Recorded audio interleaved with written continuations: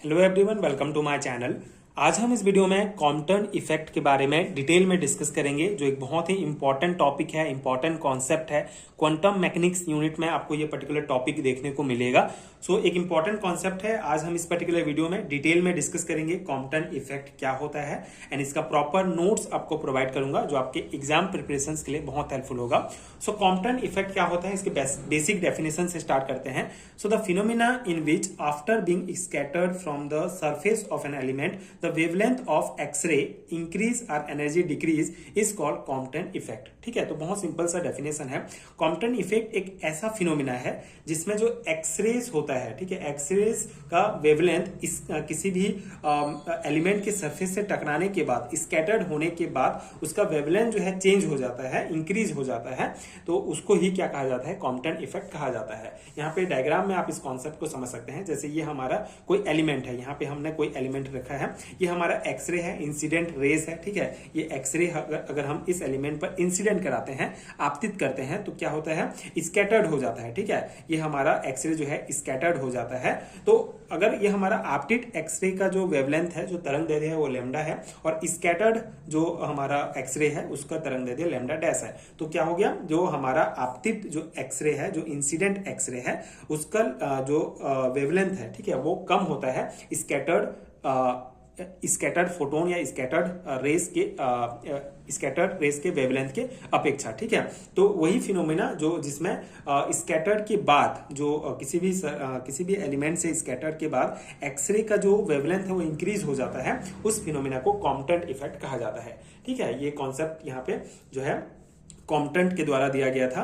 In 1923 A.H. Compton discover that the wavelength of scattered X ray is greater than that of incident X ray. ठीक है, तो main concept यही है। 1923 में A.H. Compton के द्वारा ये कॉन्सेप्ट को जो है डिस्कवर किया गया था, जिसमें उन्होंने बताया था कि जो स्कैटर्ड एक्सरे का वेवलेंथ होता है वो इंसिडेंट एक्सरे के वेवलेंथ से ज्यादा होता है, ग्रेटर होता है। ठीक है, ये कॉन्सेप्ट यहाँ पे बताया गया था। ठीक है, तो बेसिक डेफिनेशन आपको याद हो गया। The phenomena in which after being scattered from the surface of an element the wavelength of X-ray increase is called Compton effect। ठीक है, बहुत सिंपल सा कॉन्सेप्ट है।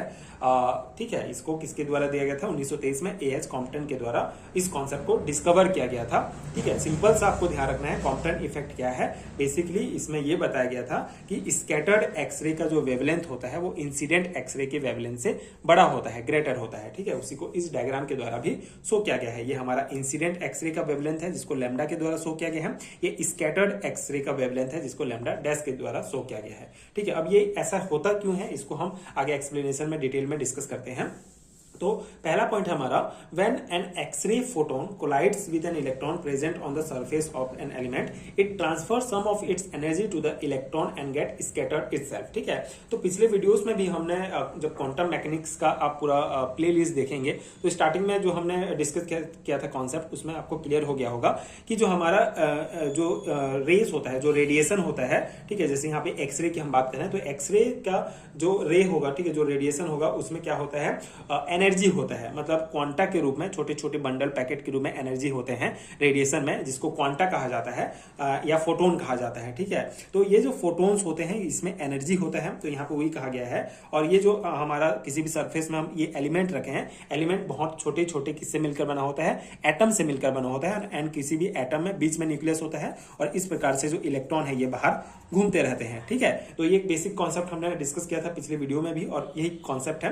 तो इसमें क्या कहा गया, इस पॉइंट में वही कहा गया है कि व्हेन एन एक्सरे फोटोन, ठीक है, कोई एक्सरे फोटोन मतलब आप समझेंगे ऊर्जा का फॉर्म। ठीक है, अगर किसी इलेक्ट्रॉन से जो है कोलाइड करता है, ये इलेक्ट्रॉन एलिमेंट में, एटम में जो इलेक्ट्रॉन होगा उससे अगर कोलाइड करता है, उससे अगर टकराता है, तो it's transfer some of its energy to the electron and get scattered itself. ठीक है, तो ये जो एक्सरे का फोटोन होता है, अपना जो इलेक्ट्रॉन होता है वो, अपना जो एनर्जी होता है, ठीक है, अपना जो एनर्जी जो फोटोन के फॉर्म में होता है वो इलेक्ट्रॉन को ट्रांसफर कर देता है और खुद जो है स्कैटर्ड हो जाता है। ठीक है, खुद जो है स्कैटर हो जाता है, उसी को यहाँ पॉइंट पे कहा गया है। इसमें शो भी किया गया है, ये एक्सरे इंसिडेंट आया, इसमें जो फोटोन एनर्जी था वो इस एलिमेंट के किसी इलेक्ट्रॉन को, एक इलेक्ट्रॉन को जो है ये एनर्जी, इलेक्ट्रॉन को एनर्जी प्रोवाइड कर दिया, और इलेक्ट्रॉन को जब एनर्जी देता है तो न्यूक्लियस के साथ इसका आकर्षण बल कम हो जाता है और ये इलेक्ट्रॉन बाहर निकल जाता है। जैसे यहाँ पे एक इलेक्ट्रॉन जो है ये बाहर निकल गया है, और खुद जो है फिर क्या हो जाता है, स्कैटर्ड हो जाता है। ठीक है, अपना एनर्जी किसी इलेक्ट्रॉन को दे देगा, इलेक्ट्रॉन बाहर निकल जाएगा उस एनर्जी की सहायता से, और खुद जो है वो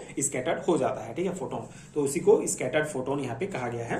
when a photon loss some of its energy the wavelength lambda dash of the scattered X ray increase slightly. ठीक है, तो जब फोटोन जो है अपना एनर्जी लूज करता है कुछ, तो जो है जो वेवलेंथ होता है वो अपने आप ही इंक्रीज हो जाता है। ठीक है, जो स्कैटर्ड एक्सरे का वेवलेंथ होता है वो इंक्रीज हो जाता है स्लाइटली। ठीक है, and the wavelength lambda of incident incoming X ray is denoted by lambda. ठीक है, वही पॉइंट कहा गया है, जो वेवलेंथ है हमारा इंसिडेंट एक्सरे का उसको लैम्डा के द्वारा डिनोट करते हैं, और जो स्कैटर्ड वाला होता है उसको लैम्डा डैश से डिनोट किया गया है। ठीक, यहाँ पे कुछ और इंपॉर्टेंट पॉइंट अगर हम देखें, so the energy difference between incident X rays and scattered X rays depend on the angle theta between them. ठीक है, तो अब यहाँ पे कॉन्सेप्ट क्या कहा गया है, जो एनर्जी डिफरेंस होता है ये इंसिडेंट एक्सरे है हमारा, और ये स्कैटर्ड ये हमारा स्कैटर्ड एक्सरे है। ठीक है, बेसिकली स्कैटर्ड फोटोन क्या होता है, मतलब अगर इंसिडेंट की बात करें, इंसिडेंट एक्सरे की बात करें, तो अगर हम देखें तो ये इस प्रकार से सीधा जाना चाहिए, लेकिन ये जो है प्रकीर्णन हो जाता है इसका, इस प्रकार से स्कैटर्ड हो जाता है। तो जो हमारा एक्सरे, जो हमारा इंसिडेंट एक्सरे है और जो स्कैटर्ड फोटोन है, उनके बीच उनके कोण को थीटा, ठीक है, जो कोण है हमारा उसके ऊपर जो एनर्जी डिफरेंस होता है इसके ऊपर डिपेंड करता है, कितना ज्यादा थीटा, कितना बड़ा कोण हमारा बन रहा है, उस आधार पर जो है हमारा कॉम्पटेंट इफेक्ट शो होता है। ठीक है, उसके आधार पर हम जो है निकालते हैं, जैसे आगे फॉर्मूला में हम भी इसको डिस्कस करेंगे। तो वही कहा गया है, जो एनर्जी डिफरेंस होता है इन दोनों के बीच, एक्सरे इंसिडेंट और स्कैटर्ड एक्सरे के बीच, वो बेसिकली इस थीटा, इस एंगल के ऊपर जो है डिपेंड करता है। ठीक है, the energy of photon is equal to h nu, and using the law of energy and momentum conservation he derive the formula for increase in wavelength. ठीक है, तो बेसिकली कॉम्पटन ने जो है एक डेरिवेशन दिया, एक फॉर्मूला दिया, एक इक्वेशन दिया, जिसके द्वारा हम जो है जो वेवलेंथ कितना इंक्रीज हुआ है उसको पता कर सकते हैं। तो energy of a photon, photon का जो एनर्जी होता है वो एच न्यू के इक्वल होता है, बराबर होता है। तो उन्होंने मोमेंटम कंजर्वेशन और लॉ ऑफ एनर्जी को यूज करके जो है एक फॉर्मूला डिराइव किया था। ये फॉर्मूला है हमारा लैम्डा माइनस लैम्डा डैश। ठीक है, लैम्डा जो इंसिडेंट ले का वेवलेंथ है और लैम्डा डैश जो स्कैटर्ड का वेवलेंथ है। ठीक है, स्कैटर्ड एक्सरे का, तो इनको जो है डेल्टा लैम्डा के द्वारा भी शो कर सकते हैं, दोनों को इस प्रकार भी लिख सकते हैं। तो ये lambda minus lambda dash equal to H upon M C and कोष्टक में 1 माइनस कॉस थीटा होता है। ठीक है, ये फॉर्मूला है, बहुत इंपॉर्टेंट फॉर्मूला है, ये आप याद रखेंगे। ठीक है, ये फॉर्मूला अगर आपको याद है तो मेनली क्वेश्चन में आपको जो है यहाँ पे थीटा का मान दिया रहेगा, थीटा का मान आपको रखना है और फिर पूरा आपको न्यूमेरिकल बनाना होगा। ठीक है, तो ये बहुत इंपॉर्टेंट फॉर्मूला है, ये आप ध्यान रखेंगे। यहाँ पे सी क्या है हमारा, सी शो करता है स्पीड ऑफ लाइट, एच जो है हमारा प्लांक कांस्टेंट है, एम होता है rest mass of the electron. ठीक है, एम जो है क्या है हमारा इलेक्ट्रॉन का मास होता है। ठीक है, अब यहाँ पे केस, जैसे अगर हम एक केस देखते हैं, मान लो यहाँ पे थीटा का मान 0 दिया गया है, तब कैसे होगा, थीटा का मान 0 है तो हमारा यहाँ पे फॉर्मूला तो सेम रहेगा। ठीक है, delta lambda equal to H upon M c equal into 0। ठीक है, यहाँ पे थीटा का मान 0 करेंगे तो पूरा 0 हो जाएगा और इस प्रकार से हमारा 0 आ जाएगा। तो इससे क्या पता चलेगा, in this condition no Compton shift is observe. ठीक है, तो यहाँ पे अगर हम थीटा का मान 0 लेते हैं तो इस स्थिति में कोई भी प्रकार का कॉम्पटेंट शिफ्ट जो है हमको ऑब्जर्व नहीं होता है। तो इस प्रकार से ये इंपॉर्टेंट फॉर्मूला है जिसको कॉम्पटन के द्वारा दिया गया था, ये आप ध्यान रखेंगे। इसी के आधार पर आपका पूरा आगे का जो है न्यूमेरिकल सॉल्व होगा। यहाँ पे कुछ न्यूमेरिकल क्वेश्चंस भी अगर आपके पास अवेलेबल है तो आप इसका जो है प्रैक्टिस कर सकते हैं, क्योंकि कभी कभी न्यूमेरिकल टाइप क्वेश्चन भी यहाँ से पूछे जाते हैं। तो ये मेन फॉर्मूला है और ये कॉम्पटन इफेक्ट का बेसिक कॉन्सेप्ट है। आई होप कि आपको समझ में आ गया होगा, सिंपल सा कॉन्सेप्ट है। ठीक है, एंड ये प्रॉपर नोट्स मैंने आपको प्रोवाइड किया, इसको आप डायरेक्टली अपने थ्योरी एग्जाम्स में लिख सकते हैं, इंपॉर्टेंट है। अगर आप बीएससी या एमएससी सेमेस्टर एग्जाम्स की तैयारी कर रहे हैं तो डेफिनेटली बहुत हेल्पफुल होगा आपके एग्जाम प्रिपरेशंस के लिए। अगर आपको हैंडरिटन नोट चाहिए तो उसका लिंक भी आपको नीचे डिस्क्रिप्शन बॉक्स में मिल जाएगा, आप चेक कर सकते हैं एंड वहां से नोट्स डाउनलोड कर सकते हैं, जो आपके एग्जाम प्रिपरेशंस के लिए अगेन बहुत हेल्पफुल होगा। एंड ये वीडियो हेल्पफुल है तो आगे की वीडियोस देखने के लिए चैनल के साथ जुड़े रहिए। Thank you so much for watching.